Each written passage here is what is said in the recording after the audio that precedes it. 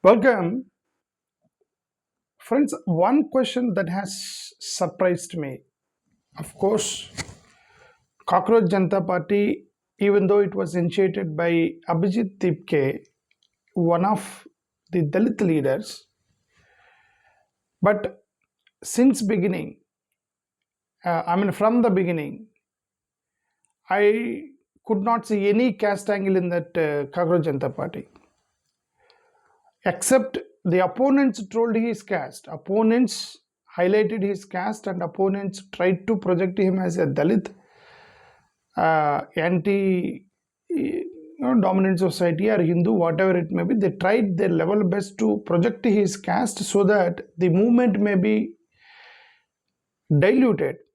Because why they tried in that angle, in general, in the Indian context, the Dalit leadership, acceptance of the Dalit leadership is very minimal Dalit leadership acceptance.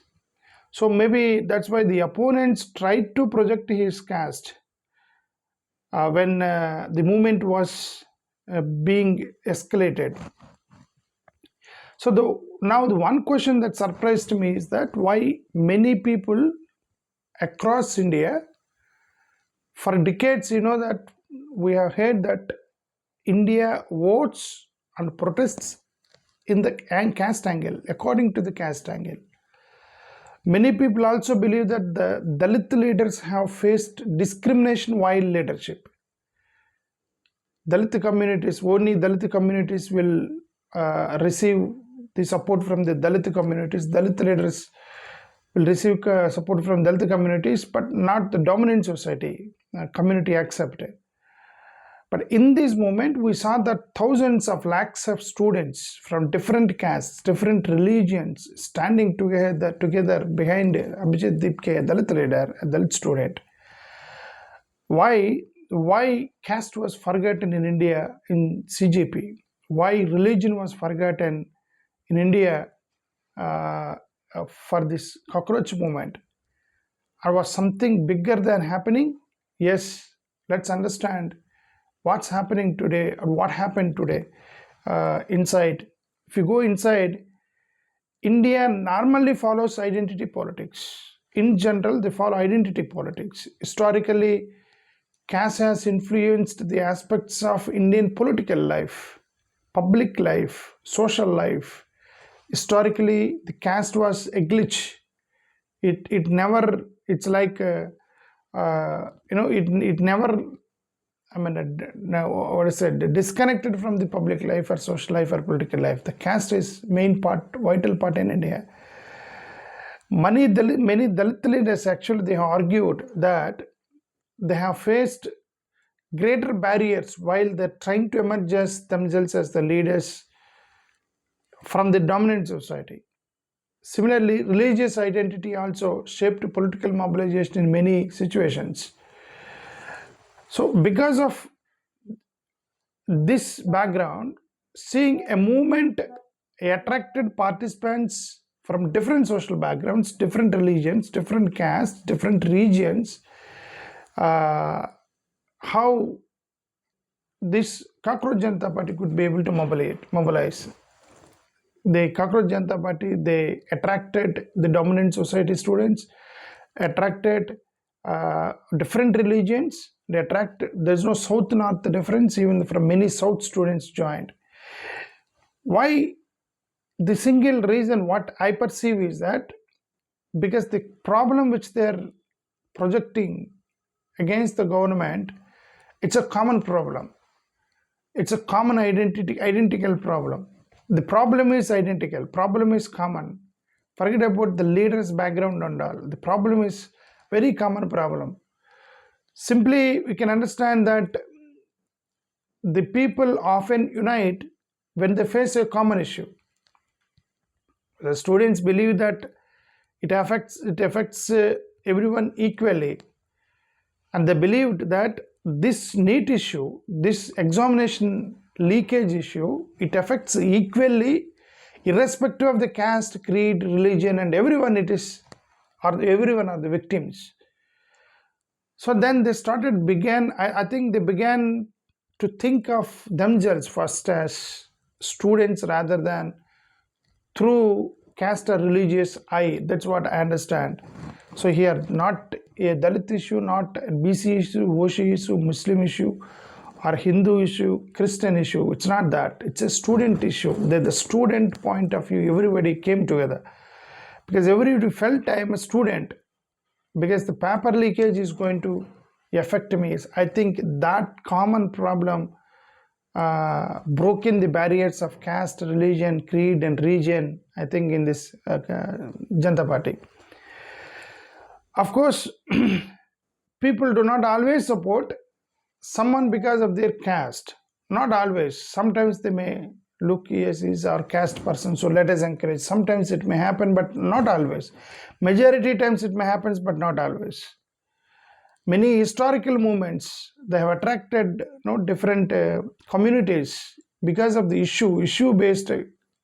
If the leader has the courage, commitment, and consistency in his speeches and willingness to speak on behalf of the attracted women, some affected people, that's most important. And then many areas it was there. Even Dr. B.R. Ambedkar's broader message.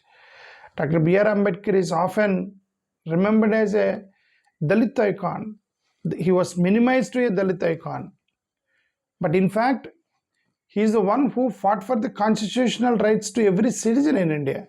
Even backward communities, tribes, Dalits, women, talked about women, equality, education. He was talking about education of the country, education of the Indian citizens, Dr. B.R. Ambedkar.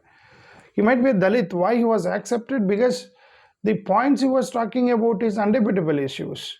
Nobody could oppose his idea. When Dr. B.R. Ambedkar was proposing some points during Constituent Assembly, nobody could be able to oppose because the points he was talking is very neutral and it's a core issues of a Indian public, not a Dalit issue. Constitutional rights, equality was talking about, education, democracy was talking about, social justice was talking about. So when someone is talking about the core and fundamental issues, then nobody could be able to oppose. It doesn't matter whether it's a scheduled caste or a backward community. In this movement, I also could be able to see that the Muslims were doing service to Hindus. Hindus were doing service to Muslim students. So people from minority communities also participated in this movement. See, sometimes religion works, sometimes it doesn't work. Sometimes even in this movement also people try to use the same tactics. What are the same tactics? You are Bangladeshi, getting fund from Bangladesh, getting fund from Pakistan, deep state funding. These tactics even they used on this Cockroach Janata, but nobody cared. Nobody cared because the problem was such a huge problem that need paper leakages. It's a drastically disastrous issue that was. So education and equal opportunity was major issue comparative with the community and religion. So that's why I think all the students came together irrespective of the caste, creed, and everybody was joined this movement. Moreover, they are doing on the it's a democratic protest. But sometimes participation does not mean the movement becomes any communal. Social media also changed actually this movement because of the social media. Today, multiple videos, live streams, WhatsApp, Instagram, X, YouTube, not one platform. There are multiple platforms where these youngsters are being connected, and they're spreading the issue very rapidly, and then they're mobilizing one another. So this was another issue. So here, what the lesson we should understand here is, whether one agrees with the movement or not, one possible lesson we should take from this here is that when an issue is widely perceived as affecting everyone's life, everyone's future, everyone's issue, some traditional social divisions becomes lesser important.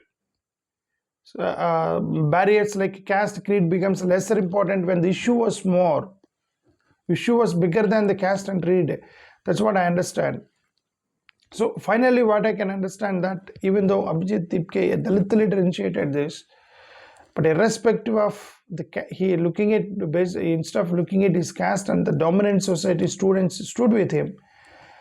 How could a Dalit leader move such a big movement? Because the good heart of the dominant society, students, they thought, well, let us encourage him because he was talking on behalf of us, and then that's a good heart and good understanding by the dominant society students. What actually, that's what I understand. Okay, it is not first time. Even when Dr. B.R. Ambedkar was doing Mahat Satyagraha, then there was support from social reformers of dominant society to Ambedkar. Even temple entry movement Ambedkar was doing, like Kalaram temple satyagraha, Kalaram's temple satyagraha, when I was doing Dr. B.R. Ambedkar, there was support from Kerala dominant society social activists. Dalit, there is some movement, Dalit Panthers 1972, Dalit Panthers movement.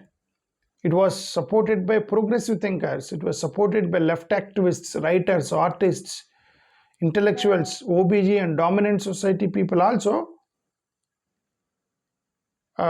supported them. Okay, anti-manual scavenging campaigns they did. So when you talk about Bejwada Wilson, he started this anti-manual scavenging campaign. When Bejwada Wilson was talking about this to end anti-manual scavenging, students, lawyers, journalists, civil society organizations supported them. Even we can see the Bhim Army movement, like this Azad, Chandrasekhar Azad, when he contested an independent MP from Bhim Army, he was supported by Muslims, supported by even dominant society, and everyone supported him, backward community supported him. Now, now he is the MP there. Rohit Vemula case, what happened? The same, like nobody talked about his caste and creed. Everybody stood with Rohit Vemula, Dalits, OBCs, upper caste students, Muslims, women's groups, university teachers, civil rights organizations. Everybody stood with him. Even Wana movement, 2016, there is Wana movement. When there was a assault on Dalit man in Wana, this was happened. Students, trade unions, women rights, so non-social Dalit students, everybody stood by them. So what I mean to say is that not always there will be caste angle. In India, Indian history also talks about that when the cause is genuine, when someone is talking genuinely and genuine reason, then I think even the dominant society will understand and they will support you. So that's historically, because every day we talk about atrocity and caste angle, but this success we should give and appreciate the dominant society, understanding of this movement, accepting the leadership of a Dalit. That's what I understand. Thank you, Namaskar.